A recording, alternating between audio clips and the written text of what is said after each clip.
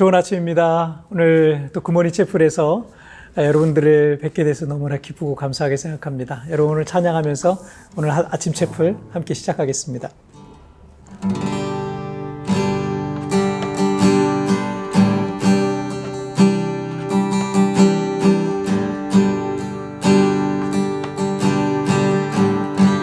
십자가 그 사랑 멀리 떠나서 무너진 나의 삶 속에 잊혀진 그 은혜 돌 같은 내 마음 허름한 제사 다시 일으켜 세우신 주를 사랑합니다.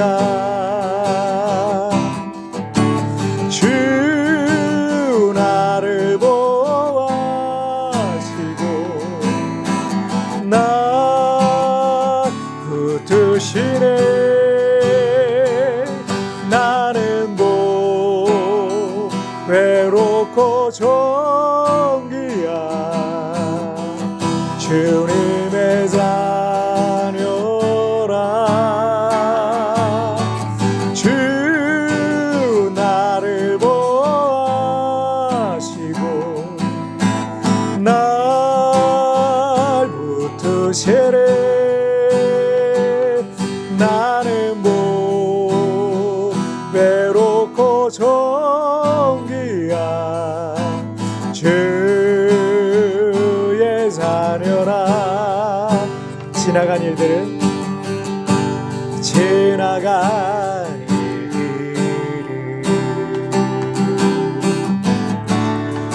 기억하지 않고 이전에 한 모든 일 생각지 않으리. 사막의 강물과 길을 내시는 주 내 안에 새 일 행하신 주만 바라보리라.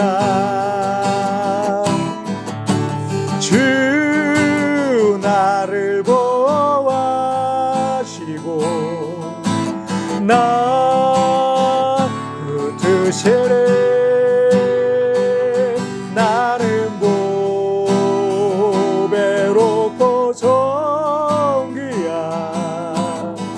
주님의 자녀라. 주 나를 보아시고 날 붙드시네. 나는 외롭고 존귀한 주의 자녀라.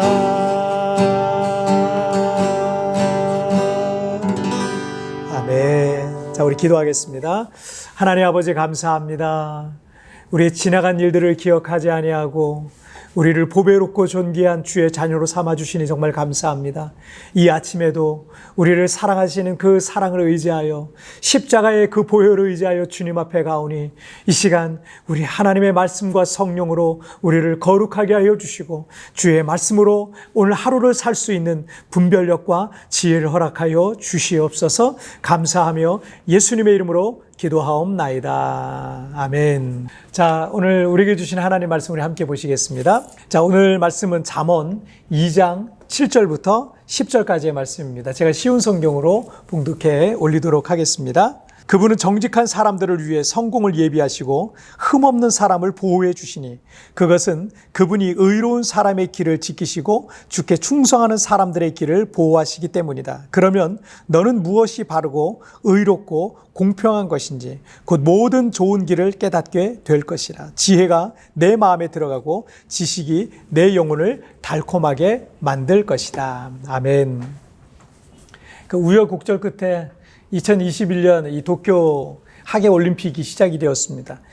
그런데 이 코로나 확산에 대한 우려뿐만 아니라 대회를 진행하는 여러 가지 행정상에 있어서도 여러 가지 문제점들이 많이 드러나고 있다고 합니다. 지난 21일자 한국일보 신문을 보니까 이 선수촌의 그 화장실 천정이 너무 낮아가지고 이 서양에서 온 그 배구 선수들은 이 목을 꺾고 이 샤워를 해야 된다는 거예요. 그리고 숙소에 보통 한 4-5명이 함께 그 숙소를 쓰는데 그 4-5명이 쓰는 숙소에 화장실이 한 개밖에 없으니까 이 불편한 게 뭐 이만저만이 한 게 아니라고 이렇게 말합니다. 그리고 TV와 냉장고도 없는데 TV와 냉장고를 쓰려면 이 돈을 내고 써야 된다는 거예요. 뭐 그뿐만 아니라 뭐 에어컨 리모컨이 모두 일본어로만 되어 있어서 외국에서 온 사람들, 일본어를 모르는 사람들이 너무나 이제 불편함을 많이 겪고 있는 거죠. 그런데 정작 일본 선수들 중에 메달을 딸 가능성이 있는 그런 종목, 그 탁구와 유도와 레슬링 이 선수들은요, 그 선수촌이 아니라 인근의 아주 편리한 숙박시설을 거점으로 삼고 있다는 거예요. 그리고 자신들은 경기장에 2차 세계대전의 상징과 같은 전범기, 우길기는 들어가는 게 아무 문제도 안 되고, 우리나라 선수들이 머무는 그 선수촌 벽에 이수신 장군에 대한 현수막이라든지 뭐 범 내려온다라는 이런 우리 선수들이 파이팅할 만한 이 문구들은요, 또 쓰지 못하게 하는 거예요. 철저하게 자국 중심의 아주 이기적인 행정으로 지금 세계대회를 치르고 있어서 욕을 많이 먹고 있습니다. 이 꼼수라는 말이 있습니다. 바둑에서 원래 쓰는 말인데 원래는 안 되는 수지만 상대를 속이거나 상대의 실수를 유도하기 위해 만든 수라는 뜻입니다. 이기기 위해서라면 비열하고 야비하고 뭐 이기적인 어떤 방법을 동원해서라도 행동하는 그런 모습을 이 꼼수를 부린다라고 말하죠. 과거 2014년에 소치 동계올림픽에서 러시아 정부가 자국 선수들의 기록을 좋게 나오게 하기 위해서 금지 약물들을 아주 조직적으로 투약을 했습니다. 그런데 이게 나중에 다 들통이 났잖아요. 그래서 그 이후로 지금까지요, 러시아 사람들은요, 러시아 선수들은 세계대회에 나갈 때 자국의 그 국기를 달고 나갈 수가 없습니다. 잠언 2장 7절 말씀해 보시면 그분은 정직한 사람들을 위해 성공을 예비하시고 흠없는 사람을 보호해 주시니라고 말씀하고 있습니다. 하나님께서는 꼼수를 부리는 걸 싫어하세요. 하나님께서는 정직하지 않은 것들, 이기적인 것들, 편법과 불법적인 모든 것들을 싫어하십니다. 그리고 하나님은요, 정직한 사람들을 위해서 성공을 예비하셨다라고 말씀하시고 있는 겁니다. 9절 말씀해 보시면 그러면 너는 무엇이 바르고 의롭고 공평한 것인지 곧 모든 좋은 길을 깨닫게 될 것이다.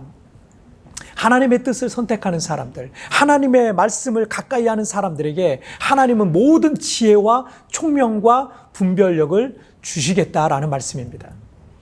여러분이 어리석은 사람들의 행동, 참 어리석은 사람들의 행동을 보면서 아마 그런 생각이 들 거예요. 그 사람들을 볼 때. 아니, 어떻게 저 사람은 저렇게 바보 같은 짓을 하지? 저거 다 들통날 것을 모르나?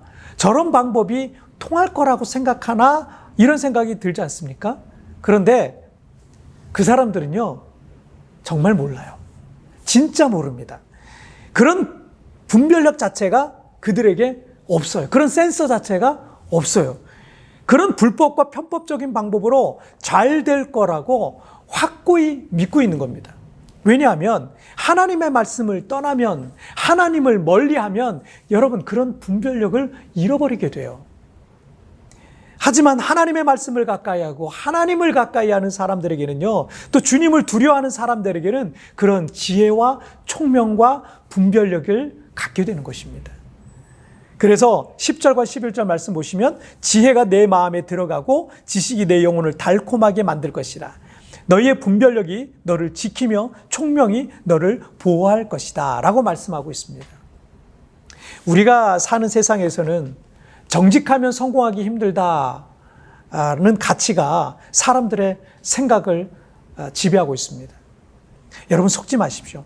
꼼수를 부리면 지금 다른 사람들보다 조금 더 앞서 나가는 것 같고 조금 더 빨리 성공하는 것처럼 보일 수도 있을 겁니다. 하지만 하나님께서는요, 정직한 사람들의 성공을 예비하시는 거예요. 주님께 충성하는 사람들의 길을 보호해 주시는 거예요. 여러분, 꼼수를 부리면 다 들통납니다. 다 드러납니다. 나중에 모든 걸 다 잃고 수치를 당하게 되어 있습니다. 그러나 여러분, 하나님 앞에 정직한 사람은요, 반드시 승리자가 될 것입니다. 여러분들이 내일의 승리자가 될 줄 믿습니다. 자, 우리 기도하시겠습니다. 살아계신 하나님 아버지 감사합니다.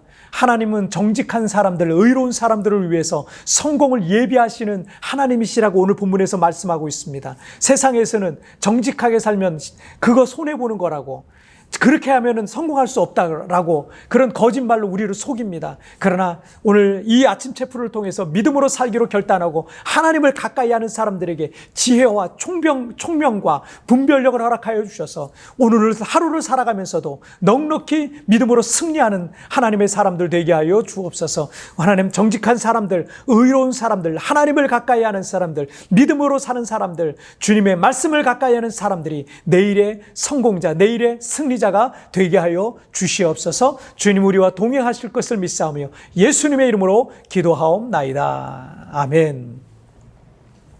여러분, 뒤편에 오늘의 묵상 보시면서 여러분 개별적으로 묵상하시고 기도하시길 바랍니다. 또 결단하시길 바랍니다. 여러분, 오늘 하루도 주님과 동행하며 승리하시고요. 우리 내일 우리 굿모닝 채플에서 뵙도록 하겠습니다. 여러분 승리하세요. 하나님의 말씀을 떠나면 분별력을 잃어버리는 겁니다. 하지만 하나님의 말씀을 가까이 하며 주님을 두려워하는 사람들에게는 지혜와 총명과 바른 분별력을 주시는 것입니다. 오늘 내 삶의 어떤 영역에서 정직과 진실을 실천해야 할까요?